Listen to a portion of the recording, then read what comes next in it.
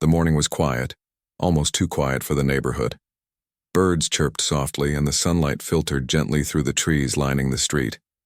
Everything looked calm, peaceful, like it had for years. The man lived in a modest but comfortable home. From the outside, it seemed like an ordinary house in an ordinary street, nothing to draw attention. Inside, it was clean, organized, and filled with small signs of care. A few family photos on the wall, books neatly arranged on shelves, a small garden visible through the back window.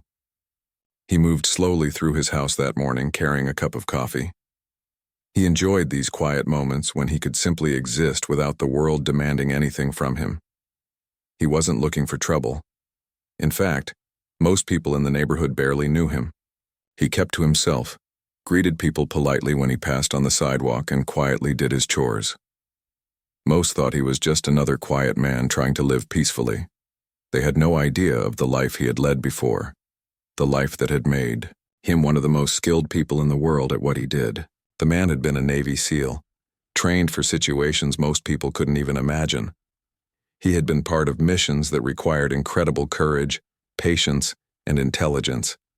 He had seen things that had left permanent marks on him, and he had survived situations that others would never have lived through, but all that was behind him now.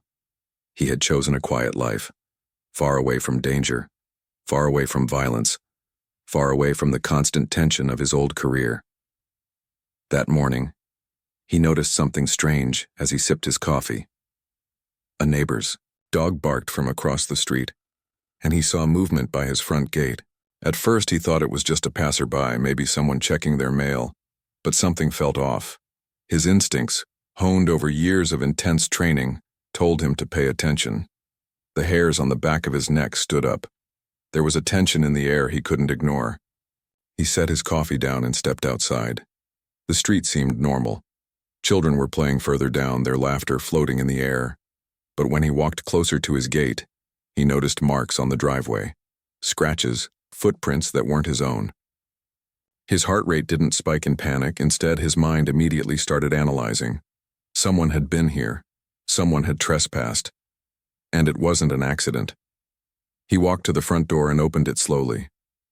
What he saw made him pause, but only for a second. His house had been vandalized. Graffiti covered the walls. Words full of hate and anger were scrawled across the siding in thick black paint. Windows had been shattered, shards of glass scattered across the floor and the garden outside. Furniture had been thrown, pictures knocked down. The kitchen was in disarray, cupboards open, dishes broken. It was chaotic, violent, and personal. Most people would have panicked at this point. Most people would have called the police and waited, hoping they would arrive in time to do something. But he didn't panic. He didn't shout. He didn't cry. Instead, he took a deep breath and scanned the room, the damage, the patterns and the destruction. His mind, trained for high-pressure situations, began to assess everything. This wasn't just a random act. It was deliberate, targeted. He crouched to look at some footprints in the broken glass, noticing the size, the shape, the direction they had come from. He checked the edges of the house, noting the points of entry and exit. Each movement he made was careful, deliberate, and calm. His body didn't shake, his eyes didn't dart. He looked like any other man surveying damage to his home. But inside, his mind was alive with plans, calculations, and strategies. The neighborhood started to notice. People came out of their homes, curious and concerned. Faces showed a mixture of fear and anger. "What happened?" someone asked. Another neighbor whispered, "Who would do this?" He didn't answer. He simply nodded, letting them look at the damage while he focused on analyzing the scene. There was no anger in him yet, no desire for revenge, only observation, understanding, and patience. The local police arrived soon after, sirens quiet in the early morning light. They were polite, professional, and clearly a bit cautious. They took statements, photographed the scene, and assured him they would do their best. He cooperated fully, giving clear, precise answers without adding unnecessary emotion. The officers left, promising to investigate, But he knew from experience that this was only the beginning. The vandals would come back if they thought they were untouchable. And that was a mistake they would soon regret. He spent the rest of the morning cleaning what he could, moving broken glass carefully, taking pictures, and documenting everything. His hands were steady, his movements controlled, but there was a quiet intensity in everything he did. While others might have been overwhelmed, he was calm and composed, and every action he took was measured and precise. As he worked, he noticed something else. The neighborhood was watching, some from across the street, some from windows above. They were scared, unsure, anxious. He realized that this act of violence had affected more than just him. It had shaken the people around him, the community he had lived in quietly for so long. And while he didn't seek attention, he understood that his next steps would affect everyone. He had to be careful, not only for his own safety but for theirs as well. Despite the chaos, he allowed himself a small smile. Not a happy smile, not one born of joy, but a knowing one. The vandals thought they had power. They thought they had control. They had no idea who they were dealing with. They didn't know that this quiet, unassuming man had spent years training for situations far more dangerous than this. They didn't know he had survived things that would terrify most people. They didn't know that patience, planning, and precision were more powerful weapons than anger or fear. The day passed slowly. He took stock of the damage, made temporary repairs to ensure safety, and began quietly thinking about what to do next. He didn't rush. He didn't act on emotion. He observed, learned, and prepared. Every detail mattered: the timing of the vandals' attacks, the way they had entered and exited, the patterns in their movements. He noted everything, storing it in his mind like a soldier planning a mission. Neighbors came by to offer help, some bringing tools, some just wanting to talk. He accepted politely but kept the conversation light, avoiding any hint of his past life. People were naturally curious, asking questions, trying to understand the man behind the calm demeanor. He answered in simple terms, focusing on the damage and repairs, never giving away the depth of his experience. To them, he remained the quiet, disciplined man they had always known. As evening approached, the sun casting long shadows across the street, he stood outside for a moment, looking at the quiet neighborhood. Children's laughter had returned, birds were still singing, and the world seemed normal again. But he knew it wasn't. The calm was temporary. The vandals might have thought this was the end of the story, but for him, it was only the beginning. That night he sat in his living room, a cup of tea in hand, and went over every detail again. He made mental notes, planning, calculating, and preparing. His mind, sharp as ever, worked tirelessly, reviewing the patterns, the signs, the small details that others would overlook. It was a quiet, calm preparation, but it was deadly serious. Sleep came late, if at all. Even in rest, his mind was alert, reviewing scenarios, possibilities, and strategies. He was patient, he was careful, and most importantly, he was ready. The neighborhood didn't know it yet, but their quiet, unassuming neighbor was not someone to be underestimated. He had faced danger before, survived it, and now he was ready to ensure it would not touch him or anyone else again. By the time morning came again, the man was already up. The vandals' actions had set things in motion, but he had not yet moved. He would wait, observe, and act when the time was right.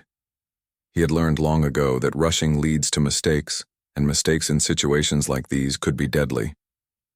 Patience was his ally, and preparation was his weapon. And so the first part of this story ends not with a confrontation, not with revenge, and not with fear, but with quiet determination.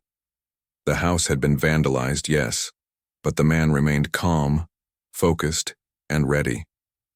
The neighborhood would soon learn that the quiet, unassuming man living among them had a past, a skill set, and a mind that made him far more dangerous than anyone could imagine.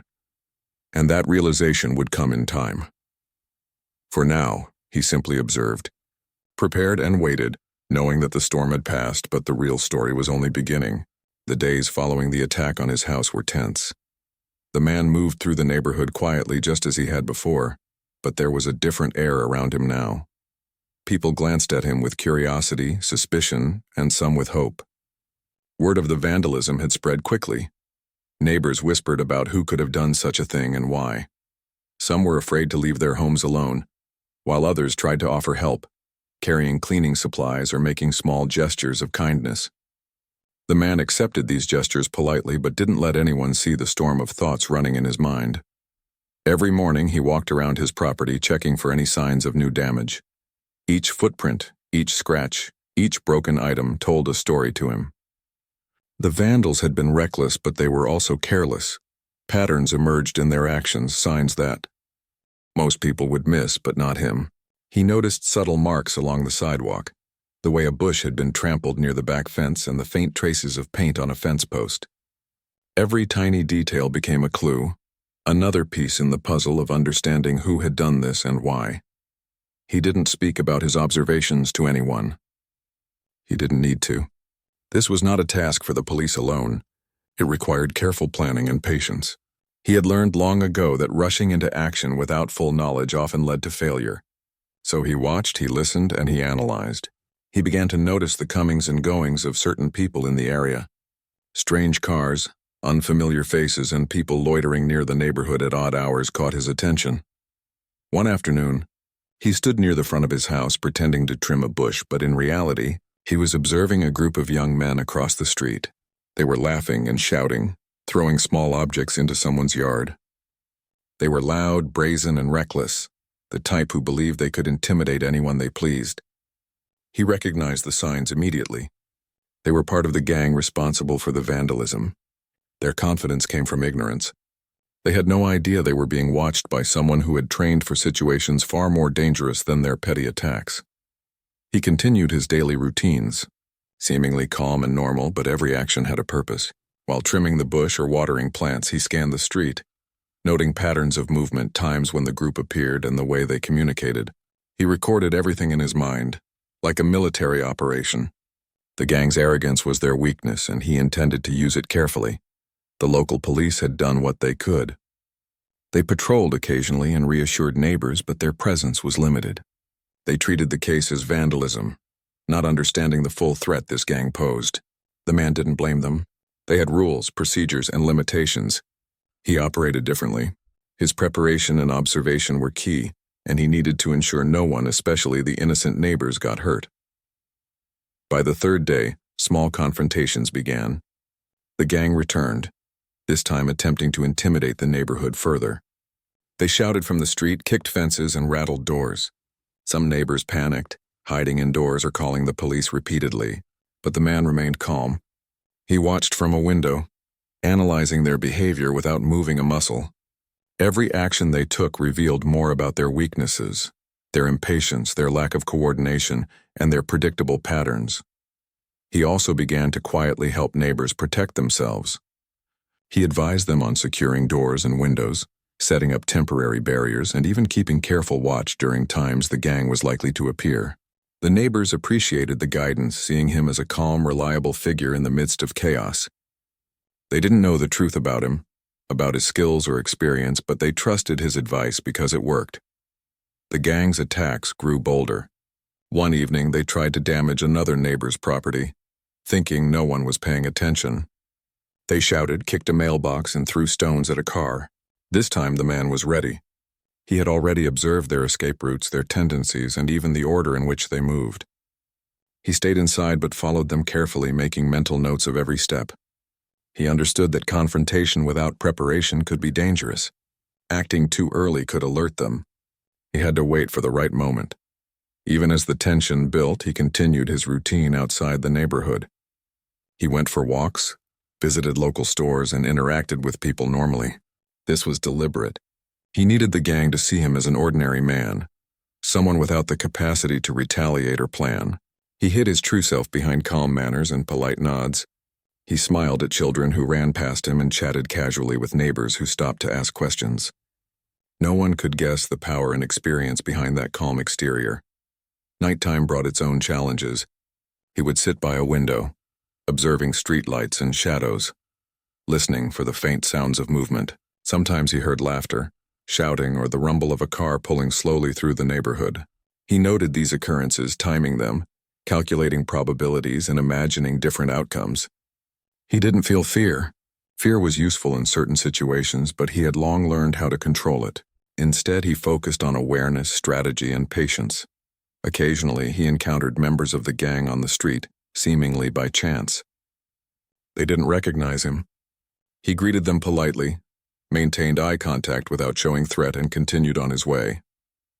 Each interaction, each moment of subtle observation, provided more information. He noticed differences in their size, their gait, their speech patterns, and their confidence levels. Even their mistakes were clues. He recorded them all mentally, preparing for a time when action would be necessary. The neighborhood began to sense a shift.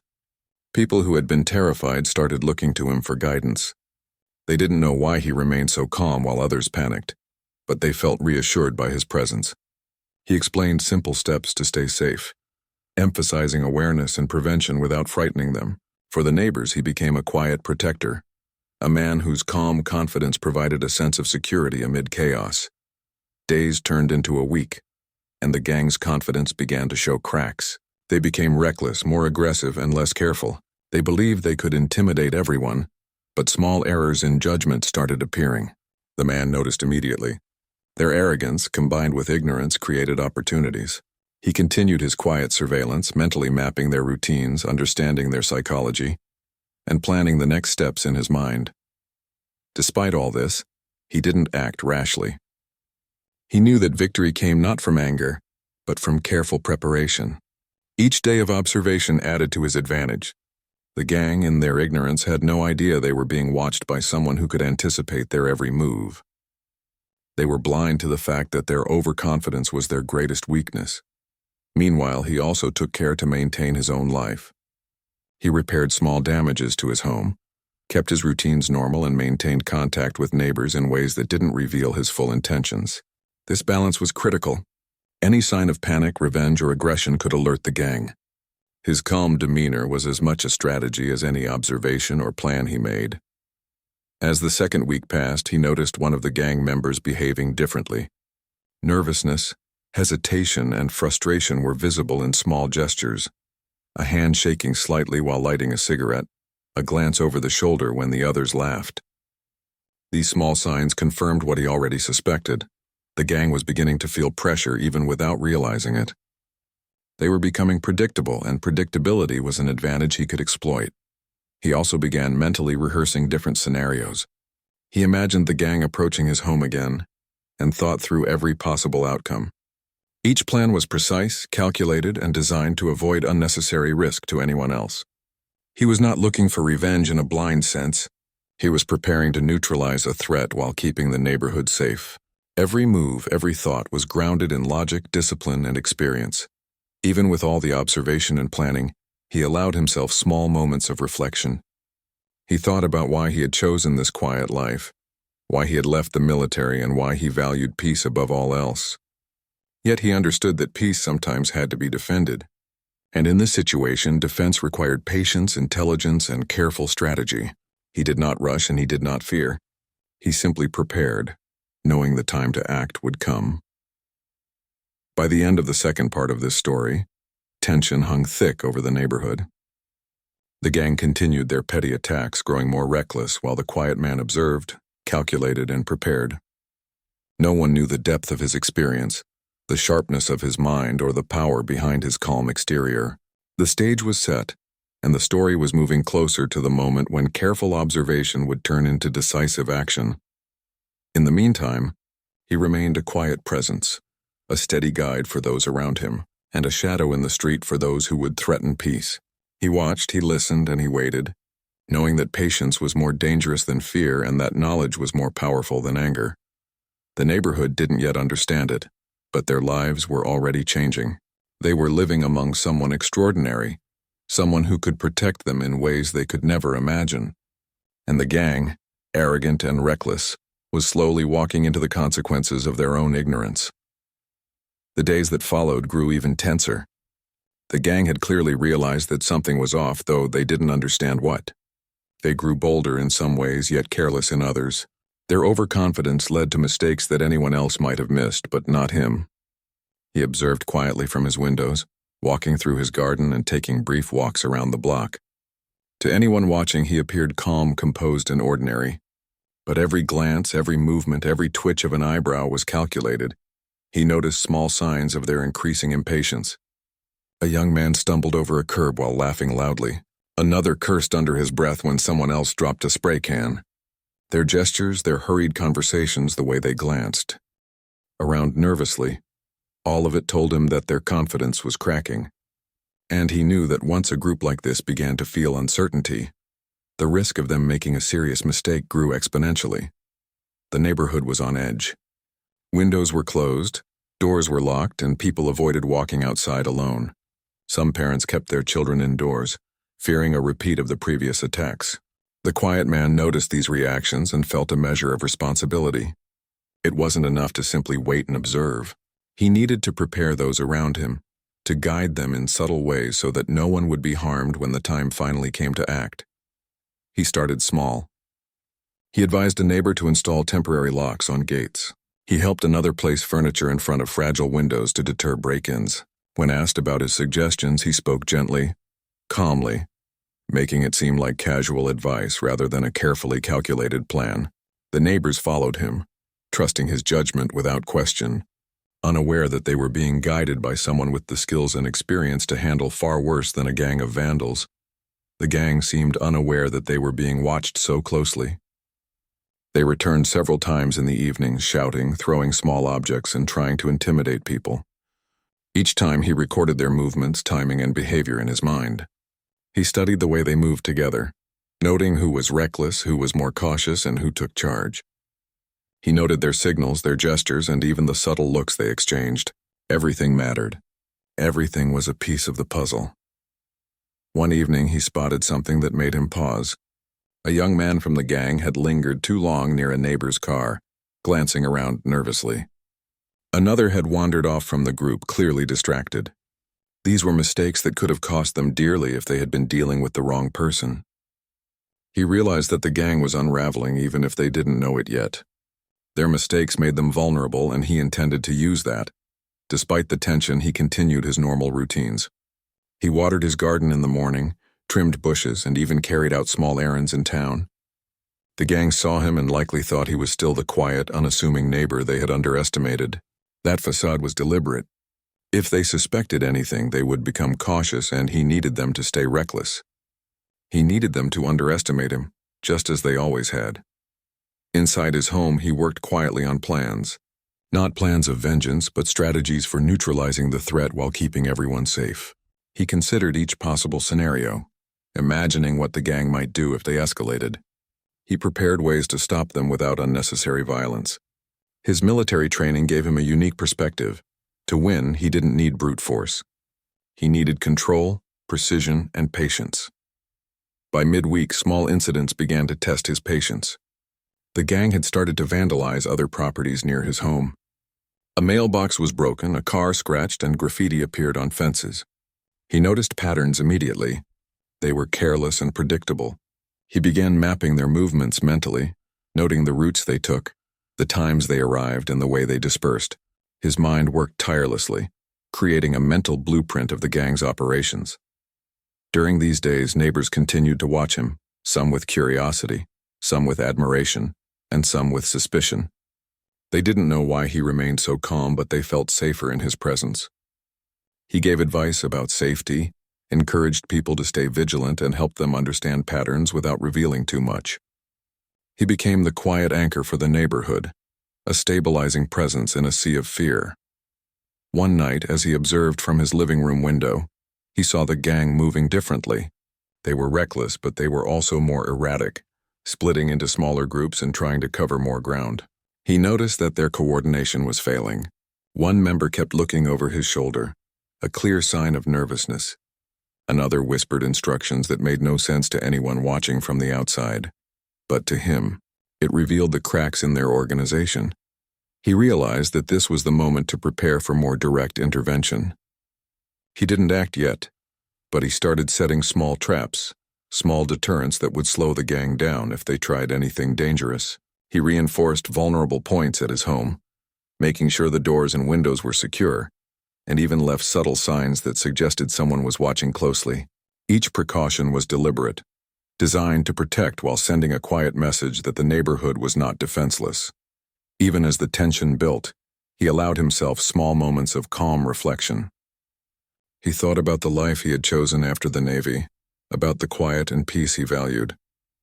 He thought about the neighbors he had come to know, about the children playing safely in yards, about the small routines that made a neighborhood home.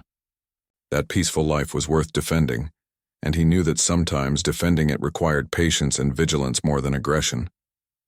The gang's behavior continued to deteriorate.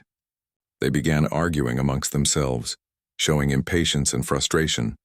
One member threw a can of paint carelessly, missing the intended target entirely. Another tripped over a curb, landing in a bush. Their arrogance was turning into chaos, and he watched with a quiet intensity. Every mistake they made added to his advantage, and he cataloged them carefully. He also began to notice more subtle signs of their planning.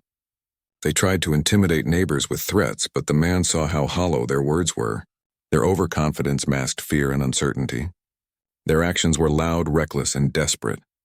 He knew that the right approach would expose them fully, showing their true weakness to everyone, including themselves. As the week drew on, he began to mentally rehearse potential encounters. Not in haste, but in preparation. He imagined different ways the gang might approach, different ways they might react, and different outcomes for each scenario. His mind worked tirelessly, analyzing probabilities and planning contingencies. This mental exercise was as important as physical preparation, ensuring that he would remain calm and effective when the moment arrived. Meanwhile, the neighborhood began to feel a subtle shift. People who had been paralyzed by fear now started looking to him for reassurance. They noticed his calm demeanor, his careful attention to detail, and his quiet confidence. They didn't understand why, but they trusted him, followed his advice, and started taking small precautions themselves. In a sense, he was not only preparing to confront the gang, but also preparing the neighborhood to withstand their aggression. The gang's recklessness peaked one evening when they tried to vandalize another property near his home. They were loud, disorganized, and careless, creating opportunities that he had been waiting for. He watched silently, noting every detail, every movement, every mistake. Their overconfidence and ignorance were leading them toward a situation where he could act decisively, without putting anyone else at risk.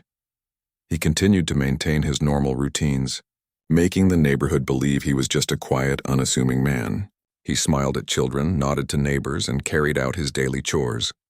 But behind that calm exterior, his mind was alive with plans, strategies, and contingencies.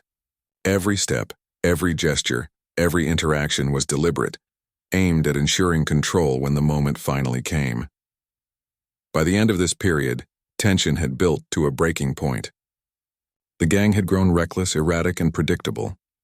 The neighborhood had become more alert, more cautious, but also more reliant on him, unknowingly guided by someone with the skills and experience to handle far greater threats than a few vandals. And the quiet man observing from his window continued to wait, to plan, and to prepare. The time for action was approaching, and when it came, it would be precise, controlled, and unstoppable. In the shadows of the evening, he thought again about patience, strategy, and preparation. He understood that a single mistake could cost lives, and he refused to allow that. He had faced danger before, survived it, and emerged stronger. Now the threat was smaller but still real, and he would meet it not with anger but with the calm, measured skill that had defined him for years.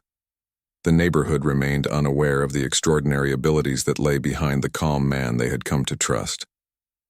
They didn't know that patience, observation, and strategy were weapons far stronger than fear. And the gang, overconfident and careless, was moving closer to the consequences of their own ignorance. As the night deepened, the man continued his silent watch, knowing that the coming days would test patience, skill, and courage. But he was ready. By the time the fourth day arrived since the gang's latest attack, the tension in the neighborhood had reached a peak. People were anxious, peering out of windows, whispering about what might happen next. They had no idea that the quiet man living among them had been observing every move the gang made, studying their patterns, weaknesses, and habits with the precision of someone who had faced life-and-death situations before. He had waited patiently, calculated carefully, and now the time for action was very close. The man spent the morning preparing. He moved quietly through his house, checking all doors, windows, and possible entry points. He reinforced weak areas with what he had on hand: furniture, boards, and locks. He didn't want to make it obvious, so it all appeared casual, almost as if he were tidying up his home. But every step was deliberate, designed to give him control over the situation when the gang inevitably tried something again. He also prepared the neighbors in subtle ways. A few had asked for help securing their homes, and he guided them calmly without alarming them. Simple things, locking gates, moving objects in front of windows, and setting lights on timers, made a big difference. The neighbors followed his advice, trusting his judgment, unaware that the man guiding them had the skills to handle far more than petty vandals. By late afternoon, he noticed movement across the street. The gang had returned, more brazen than ever, confident in their supposed control over the neighborhood. They shouted insults, kicked fences, and threw small objects. Their arrogance was their weakness. They had no idea they were being watched, and even less idea that the quiet man observing them was not only capable, but prepared to neutralize the threat efficiently. He stayed inside, observing silently. Every member of the gang moved in predictable patterns, following the routines he had studied over the past days. One would linger near the fence while another walked ahead, signaling with gestures that were obvious to him, but unnoticed by anyone else. He cataloged everything mentally, preparing for the precise moment to act. His calm exterior hid the intensity of his focus. Every nerve, every thought, every calculation was directed toward controlling the situation and protecting the neighborhood. The gang moved closer to his house, taunting, shouting, and kicking at the mailbox near the sidewalk. He watched without reaction, but inside his mind worked like a machine. He had anticipated every possible move they could make. He knew which ones were reckless, which ones were cautious, and which ones were likely to make mistakes. And as expected, a careless step caused one member to trip over a small garden fence. The man waited. He did not rush. Rushing would be dangerous. He needed to act at the right moment with precision, ensuring no one else could be harmed. He had faced situations in the military where patience and timing were the difference between life and death. This was no different, though the stakes were now different. The people around him were unaware that their safety depended on his skill and his restraint. As the sun began to dip toward the horizon, the gang's behavior became more erratic. Their confidence was cracking. One of them argued with another, raising his voice unnecessarily. Another shouted a threat that was meaningless, but it revealed impatience and lack of coordination. The man observed silently, his mind cataloging every mistake, every sign of weakness. Each moment of recklessness was an opportunity to act decisively. Finally, the moment came. A small group of the gang separated from the others, approaching a neighbor's property near the corner of the street. They were careless, unaware that their movements were being tracked with precision. The man acted swiftly but calmly. He moved quietly through the house, positioning himself to intercept if necessary, ensuring the safety of both the neighbors and his own home. Every step he took was deliberate, quiet, and controlled. He used subtle signals and small deterrents first. A motion sensor light flashed on as one of the gang members stepped into a yard. A loose board creaked under weight, startling another. The confusion began to spread quickly. The gang members, now unsure, started to hesitate, their arrogance replaced by caution. The man had created controlled conditions, guiding them without revealing himself fully, forcing them into mistakes. One of the members tried to retreat, but he tripped, fell, and panicked. Another swung at a gate in frustration, breaking it noisily. By now, the other gang members were distracted, unsure of what was happening. They had no idea that the quiet man observing them had orchestrated every step, controlling the situation like a chess player directing pieces on a board. The man's training allowed him to move efficiently. He blocked escape routes subtly, using knowledge of the street and surrounding area. He was everywhere and nowhere at the same time, moving silently, watching intently, and ensuring no innocent person was in danger. The gang realized too late that their own mistakes were being used against them. Panic set in and they became disorganized. He confronted them with calm authority, not anger. Words were minimal. Presence was enough. The gang froze. Their faces showed confusion, fear, and disbelief. They had thought they could intimidate a neighborhood, but now they were caught in a carefully constructed trap. They tried to fight back, but their efforts were ineffective. The man's control over the situation was complete. Every move they made had already been anticipated, and there was no escape. The confrontation was swift. Without unnecessary violence, the man ensured the gang could no longer threaten anyone. Doors were locked, paths were blocked, and their options ran out quickly. Some tried to flee, only to find that their routes were cut off. Others were cornered, realizing they had underestimated the man they had mocked. Every action he took was precise, controlled, and measured. There was no chaos from his side, only order and strategy. Neighbors who had been watching from windows in safe distances were amazed and relieved. They did not know the details, but they could see the change in the gang's behavior. The once loud and arrogant vandals were now subdued, confused, and powerless. The quiet man had acted, but not with recklessness or anger. His actions were about protection, not revenge. He ensured the neighborhood was safe, demonstrating control over a situation that could have escalated dangerously. Once the gang was neutralized and had begun retreating under controlled observation, the man stayed vigilant. He ensured there were no further threats, double-checked all possible vulnerabilities, and confirmed that every neighbor's home was secure. His work was not over until the risk was fully mitigated. Calmly, methodically, he walked through the street, noting minor issues and correcting them before anyone could be harmed. The evening ended with the neighborhood safe and quiet. The gang had fled, disorganized and humiliated by the precise control they could not understand. The neighbors began to realize that the man they had underestimated, the quiet, reserved neighbor, had orchestrated the events with skill and intelligence far beyond what anyone expected. They didn't know the full extent of his abilities, but they could sense the power behind his calm demeanor. In the aftermath, he returned to his home, checked his property one last time, and allowed himself a moment to breathe. There was no celebration, no display of victory, only quiet satisfaction. The neighborhood was safe, the threat had been neutralized, and no innocent person had been harmed. That was all that mattered to him. As night fell, he sat by a window, reflecting on the events. The gang had been stopped, but the lesson was clear. Patience, strategy, and calm authority were far more powerful than anger, chaos, or impulsive action. He had used his training not to dominate but to protect.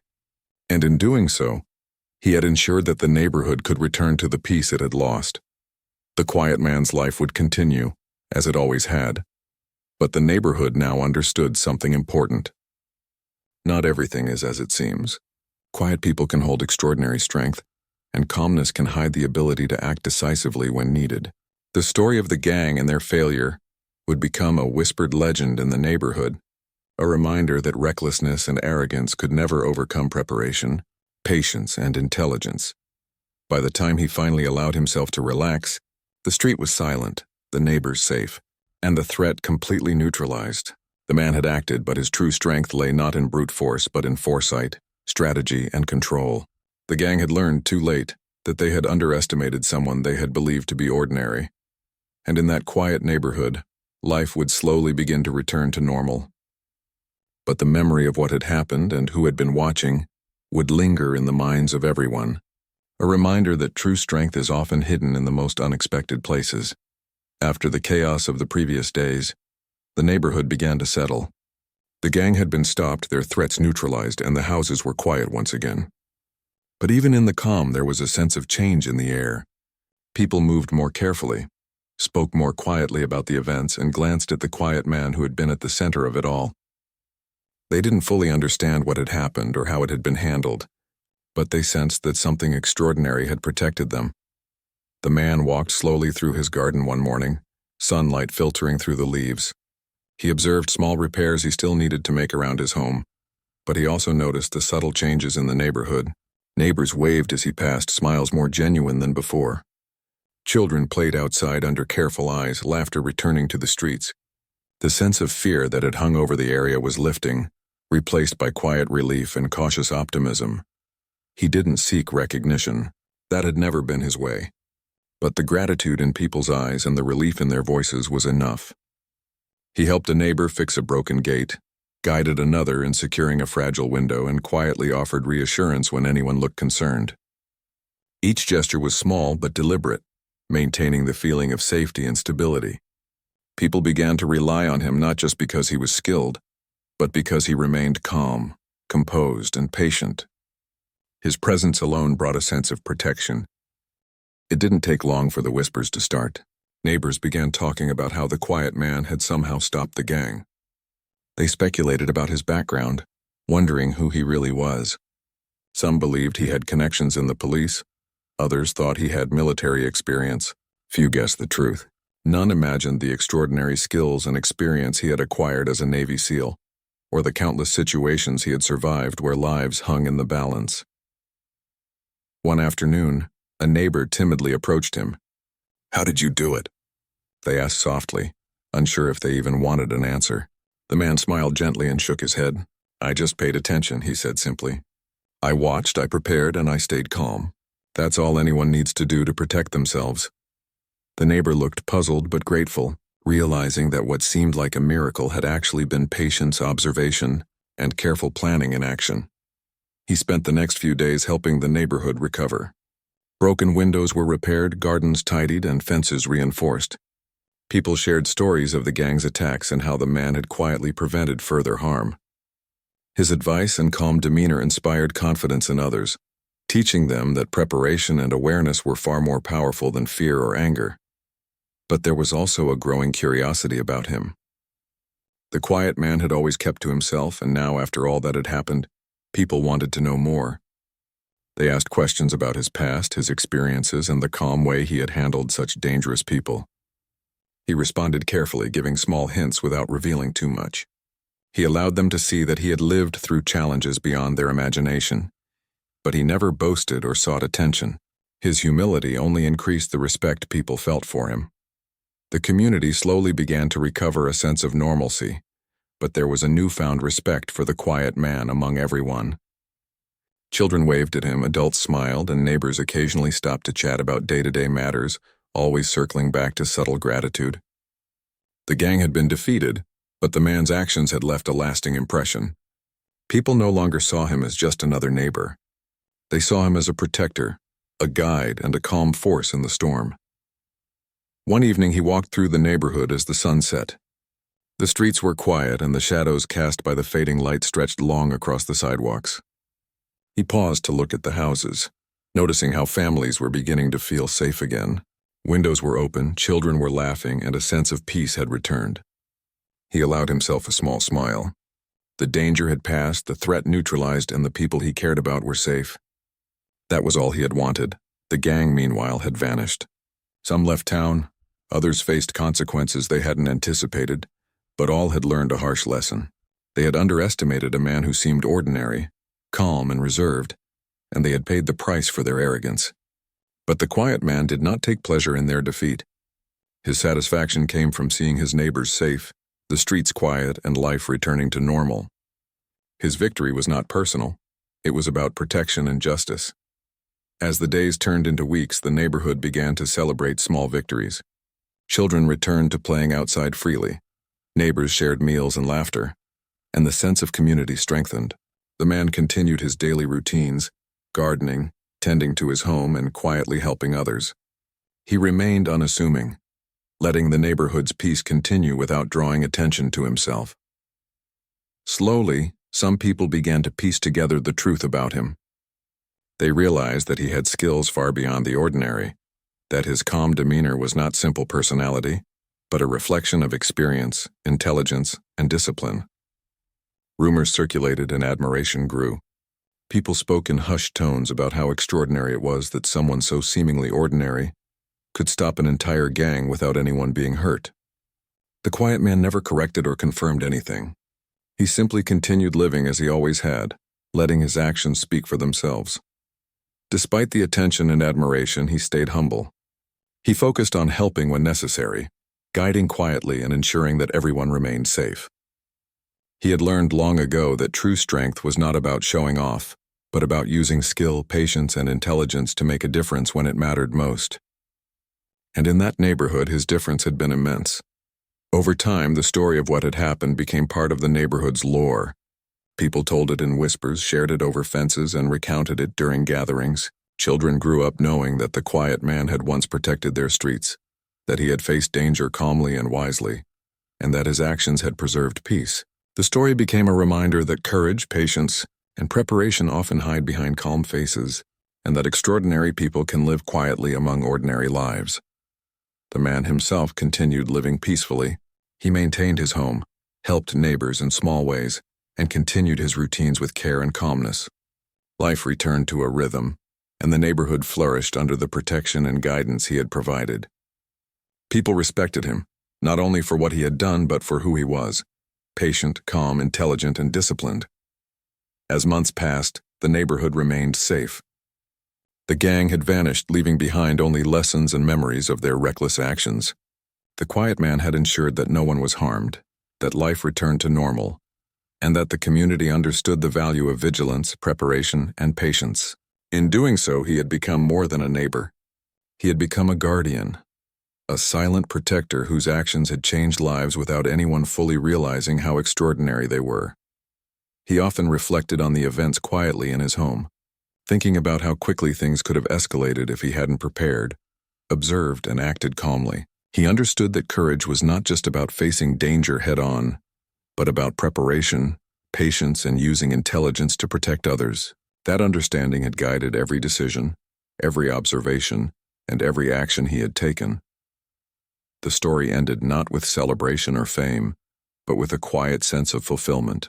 The neighborhood was safe, the community had grown stronger, and the quiet man continued living peacefully, unseen in many ways, but deeply respected and appreciated by those who knew the truth. His past as a Navy SEAL had prepared him for life or death situations, but it had also taught him the value of calm, patience, and strategy, lessons he had applied to protect a neighborhood from people who thought they could intimidate others without consequence. In the end, the neighborhood learned that appearances can be deceiving. The quiet, unassuming man they had overlooked was capable of extraordinary actions. His calm presence had been a shield, his patience a weapon, and his intelligence a guide. And while he continued living quietly, his impact would be remembered for years, a testament to the power of vigilance, strategy, and quiet courage. Life returned to normal, but with a subtle shift. People were more aware, more cautious, and more respectful of one another. They knew that safety sometimes comes from the most unexpected places, and that calm, intelligent action could prevent chaos and destruction. And the quiet man continued his life, maintaining the peace he had fought so hard to preserve, always ready, always watchful, but never seeking recognition. The neighborhood had been tested and it had survived. The quiet man had ensured it using skill, patience, and intelligence rather than force and anger. His actions had not only stopped a gang but had also strengthened a community, teaching a lesson about courage, preparation, and the extraordinary strength that can exist in the most ordinary-looking people. And so, the story concluded not with a dramatic celebration, but with quiet satisfaction. The quiet man had protected his neighborhood, ensured its safety, and remained the humble, patient, and intelligent guardian he had always been. And the neighborhood would never forget that sometimes the most powerful people are those who act calmly, carefully, and wisely, behind the scenes, protecting others without seeking glory.